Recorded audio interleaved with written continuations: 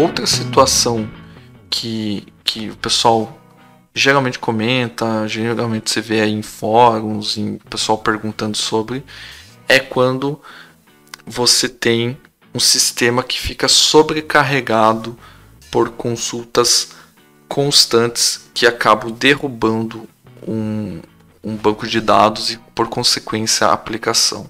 Então você tem lá, por exemplo, um e-commerce que é uma aplicação X e está consumindo, né, está buscando dados aí de um banco comum. Essa aplicação consegue escalar, né, então você está escalando essa aplicação. Então o problema não é a aplicação, mas o banco de dados é um só. Você tem mais dificuldade de escalar e tudo mais. E essa quantidade de consultas recorrentes para a mesma coisa, muitas vezes para coisas repetidas, acabam por derrubar o teu sistema. Por quê? Derrubou o banco. E sem o banco, praticamente a aplicação inteira morre, né? Cai. No caso do e-commerce, principalmente. Então, você tem lá o seu catálogo de produtos, você tem a tela inicial que vai te dar as categorias, que vai te dar os produtos em si, e você tem 1 milhão de pessoas batendo ali e trazendo os dados de todos os produtos que estão na homepage, que estão em oferta e tudo mais. E se você bater toda hora no banco de dados lá, o seu banco SQL Server, por exemplo, ou um banco relacional, você vai acabar derrubando, né? Se ele não estiver bem provisionado aí para essa carga, vai acabar caindo. E a gente vê cenários assim, principalmente em Black Friday, em períodos que o consumo, né, desses sites e tal cresce verticalmente. Então, de um dia para o outro, você tem 1 milhão a mais de usuários pesquisando aquele tipo de coisa. E se você não está no ambiente de nuvem, ou até mesmo se você está, é muito difícil você ter um tempo hábil para escalar, se você não se precaver para isso. Então, acaba caindo mesmo a aplicação, não tem o que fazer. Então, nesse cenário que você tem uma aplicação, tem um banco de dados relacional, está tendo muito acesso no banco e está caindo o seu banco de dados, né? Por causa que é muita requisição, muita consulta ao mesmo tempo. O que fazer? Então, nós temos o nosso querido cache, né? Uma estratégia de cache. Então, isso é muito comum em e-commerce, por quê? Por causa que as pessoas geralmente vão consultar, e aí a Black Friday é um bom exemplo, né? Vai ter 1 milhão de pessoas consultando a mesma coisa, né, que está no mesmo preço, na mesma condição, mesma descrição, mesmos nomes, mesmos produtos, mesmo tudo, por um determinado tempo, obviamente, mas 1 milhão de requisições. Se for no banco comum, muito provavelmente vai cair. Mas se são as mesmas informações, só são pessoas diferentes consumindo essa informação, não faz sentido eu guardar essa informação pronta em alguma estrutura que seja mais rápida para devolver essa informação para o usuário? Sim, né? E esse é o caso do cache. Então, o que acontece? A dinâmica aqui é a seguinte: a aplicação, o usuário aqui, deixa eu pôr o usuário aqui. O usuário aqui vai fazer uma requisição para a aplicação.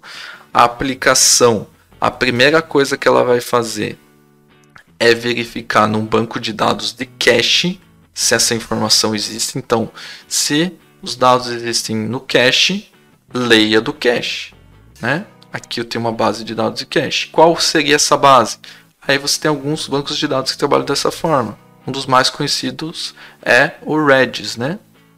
Então, o Redis é um dos bancos de dados de cache mais conhecidos. Mas você tem outras estratégias de cache que você pode utilizar, cache do navegador, cache na aplicação, que podem quebrar o galho em determinadas partes do seu site também, tá? Mas nesse caso a gente está falando, por exemplo, de um catálogo de produtos que precisa ser retornado. Então, ele vai olhar para o cache. Vamos supor que esse cache aqui está vazio, porque é a primeira vez que isso está sendo consultado. Se não tiver, ele vai consultar aqui na base de dados a primeira requisição que não encontrar, que bater aqui no Redis e não encontrar, vai ter que ir para a database, vai ter que consultar os dados direto da base relacional mesmo, né? Esse dado vai ser retornado e vai ser utilizado para atualizar a base de cache. Então, como não tinha nada, a primeira vez pelo menos eu preciso vir aqui. Mas quando isso é retornado, eu persisto isso no cache e aí sim retorna para o usuário. A segunda requisição que bater aqui, por exemplo, ele vai fazer uma verificação no cache e aí esse dado já existe lá. Então, ele vai retornar do cache. Então, já vai ser rápido. A primeira vai ser mais lenta, a segunda já vai ser rápida porque está no cache. E aí vem toda uma estratégia de quanto tempo essa informação tem que ficar no cache. Aí é uma estratégia que varia muito, né? Do tipo de negócio, até de e-commerce para e-commerce, de loja para loja. Muda muito por causa que você tem estratégias diferentes, né? Você tem itens de tipos diferentes muitas vezes, né? Você tem que ter uma estratégia de renovação desse cache. De quanto em quanto tempo isso vai acontecer, né? Vamos supor numa Black Friday, né? Você tem que atualizar os preços, né? Ou a quantidade muitas vezes já acaba, né? Então o que acontece? Vamos supor que eu tenho um produto com 10 unidades. Aí veio a primeira requisição, consultei aqui, foi para o cache, tenho 10 unidades.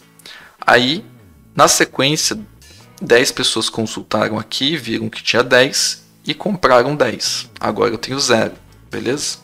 Essa informação que eu tenho 0 está aqui nessa base de dados que atualizou aqui, que eu tenho 0 itens. Ou seja, acabou o meu produto. Mas o meu cache ainda está valendo, ainda não invalidei meu cache lá. Então, a 11ª pessoa que passar aqui vai querer comprar, vai aparecer que tem 10 e ela vai clicar para comprar. Só que quando ela clicar para comprar e ela preencher e ela tentar comprar, obviamente vai ter uma validação na aplicação que vai realmente ver se tem estoque isso, né? Então, não tendo estoque, ela vai retornar, tá fora de estoque, por mais que o cache tinha respondido para ela que tenha 10 unidades. Então, muitas vezes, quando você tem um grande volume de consultas, um grande volume de acessos, você tem que ceder em algum ponto. Para que você consiga trabalhar com 1 milhão de usuários, por exemplo, pesquisando isso ao mesmo tempo, você tem que abrir mão, muitas vezes, da consistência desses dados em tempo real, mas você tem que garantir a consistência no momento da compra, que não deixar ele comprar sem estoque. Ou até num nível de uma estratégia de cache um pouco mais agressiva, por mais que aqui não tenha atualizado ainda, depois quando for criado o pedido, você tem que notificar o usuário que o pedido não foi completado porque não tinha estoque. Mas em algum momento isso tem que ser feito. Só que você tem que abrir mão um pouco da consistência do que ele está vendo na tela para você conseguir suprir isso.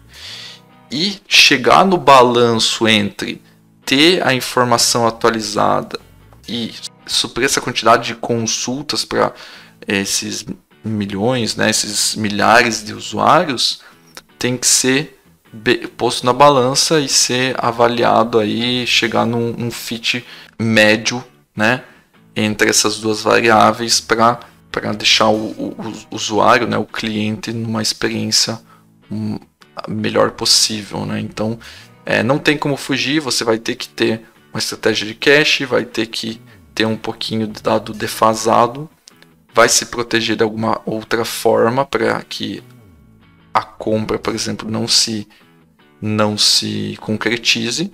E nesse caso, quando você viu que a compra não se concretizou, pode ser até um tipo de trigger para saber que você precisa invalidar o cache e realmente consultar novamente aqui e atualizar o seu cache no Redis. Óbvio que esse cache não dura tanto assim em termos de Black Friday, tá? Ele é invalidado muito mais rápido e renovado muito mais rápido. para que você não fique lá, por exemplo, 1 hora com o mesmo cache, vendo que tem 10 produtos e faz 1 hora que não tem mais esses 10 produtos.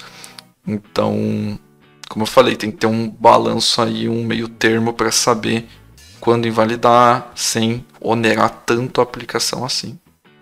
Então, é um joguinho aí de números e blocos que você vai conectando e as contas que você vai fazendo para chegar num cenário perfeito que, convenhamos, né, para sustentar uma Black Friday num grande e-commerce não é tarefa fácil. Então, são meses e meses aí de planejamento e tudo mais, deixar sua infra e sua aplicação redondinha, né, para que funcione tudo bem no dia e você não tenha surpresas aí, né? Que a sua aplicação fique fora do ar, sua aplicação não dê conta do recado por causa de um mau planejamento da sua arquitetura da sua solução.